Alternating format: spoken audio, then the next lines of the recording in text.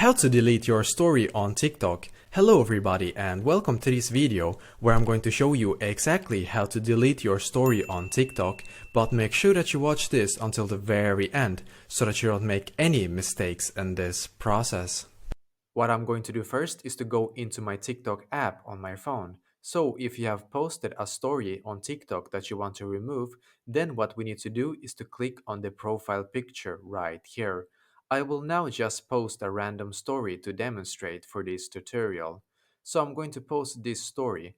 Now when I've posted the story, then I will need to go back to my profile and then click here once again so I can get the story back on my screen.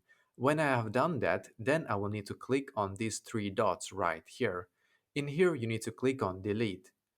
Then once again, click on delete. And just like that, I have now deleted my TikTok story as you can see. Let me know in the comments below if you have questions. I will try to answer to as many as I can, so don't hesitate to ask.